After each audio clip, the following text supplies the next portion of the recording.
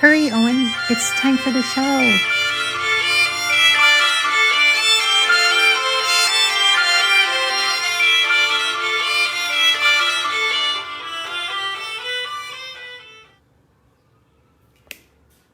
Hello, and welcome to Artifacts with Edie, a live show and tell of the artifacts from the Summit County Historical Society.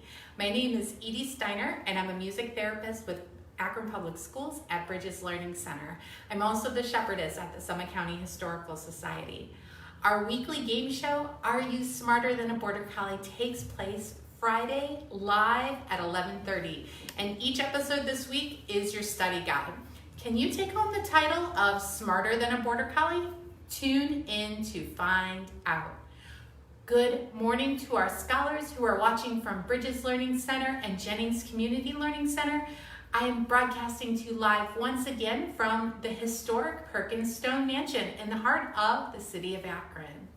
I also want to give a special shout out to the elementary and the middle school girls at Our Lady of the Alms. Thank you so much for joining us this morning. Does it look like I came out of a hidden stairway? Well, I kind of did. This is the servants' staircase up to the other floors of the house. They should not be seen by guests of the house, so they crept up and down these steep staircases to serve meals and to do the cooking and the cleaning.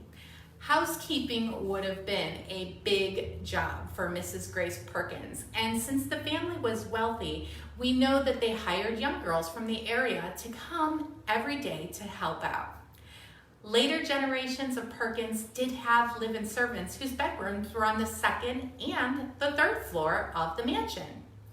Many families in the 1840s ate their meals around the kitchen table. But since the Perkins family had help, they may have dressed for dinner, and they may have eaten in the dining room on just a regular day of the week. Dressed for dinner means the ladies and the girls had to put on better clothes with petticoats and stockings, and the men during dinner time wore suits and ties and very stiff collars. All of these layers of fabric and flouncy skirts would have been a bit uncomfortable, don't you think? And suits, ties, and shirts, they're not always so comfortable either. Owen, time for dinner. Time to get dressed. But back to the kitchen. We know that servants would have eaten at this kitchen table after the family finished and was probably tucked in for the night. The servants would have used the wooden plates called the trenchers, which we talked about yesterday, and wooden or pewter utensils.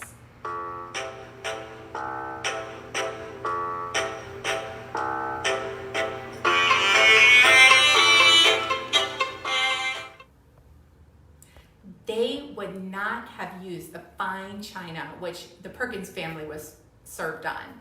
There was no other room in the house that was more busy than the kitchen, and more needed to be busy than the kitchen.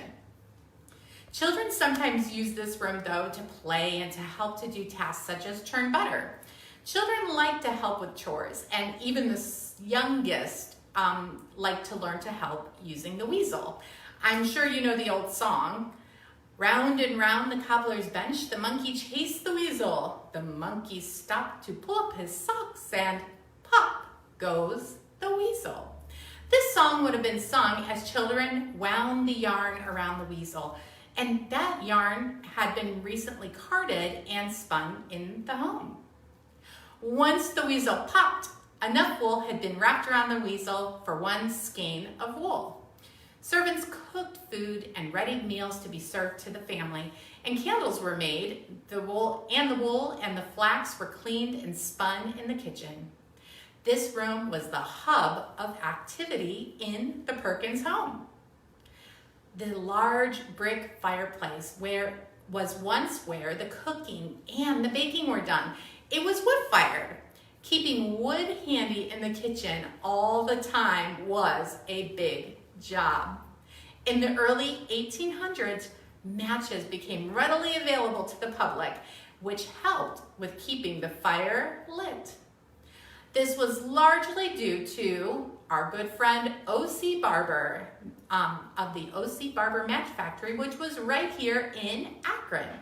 You remember him for his kind financial donations to Akron City Hospital from episode 21. Later, Mr. Barber moved his factory to Barberton, a close city to Akron. Here are some of the kitchen utensils that were used in the 1800s. We're lucky today to not have to use the handles of these things in our modern kitchens. The toaster would have been used to have a slice of bread close to the fire, and then it would swivel to toast the other side. One folklore is that the toaster got this name because one would use a toe to stir it. Well, there's always some kind of shoe to cover one because the homes would have been chilly with even a fire in each room. Unfortunately, this is not a true story. The waffle iron in this picture would have been filled, and then it would sit on a metal stand to heat one side of the waffle. After a few minutes, the cook would flip it on the small round piece at the end to heat the other side. Yum! Now I really want some waffles. Can you imagine a variety of little fires on the brick or the stone hearth to all have these items cooking at the same time? We didn't even talk about the sad iron. You don't know what a sad iron is. Well, we'll definitely put that on our summer programming list to talk about that for the laundry. This is a big pot, and it's hung on a cast iron arm so that it can be swung closer to the cook and then back over the fire. The women who were cooking over the fire had to be very careful to make sure that their long skirts did not catch fire.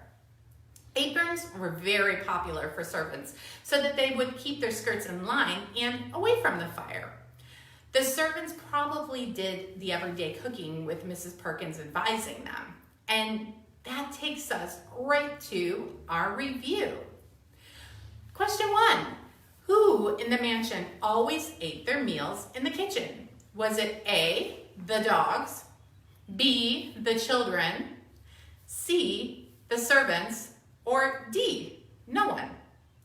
Good job. You certainly served up the correct answer and cut to the chase. The answer is C, the servants.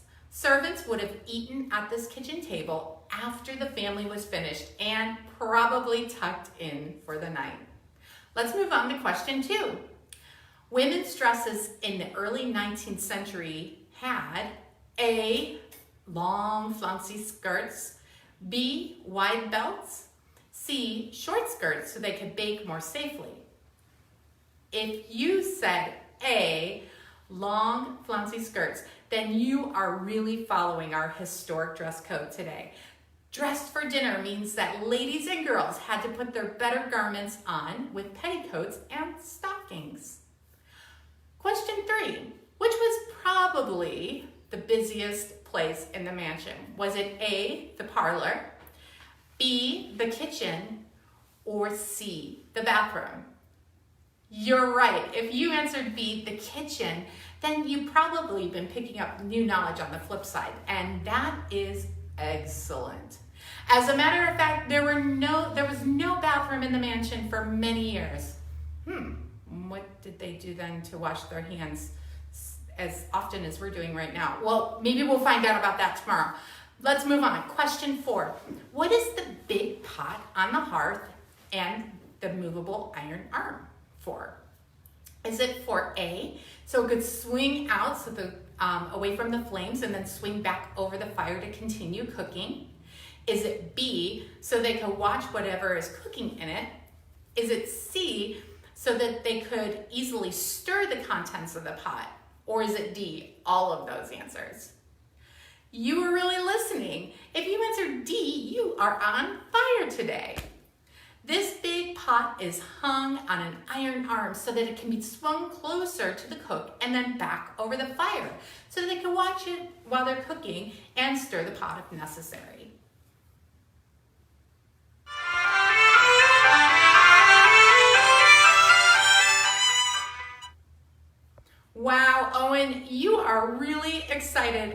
about today's artifact. And now the artifact of the day. Our artifact of the day is tucked behind this door. It is a brick oven. I bet many of you have cookouts in the summertime. The grill that uses charcoal is similar in the way that it heats your burgers and your hot dogs. The brick oven, sometimes called a beehive oven, uses radiant heat to bake. The heat came from the bricks, not actually from the fire.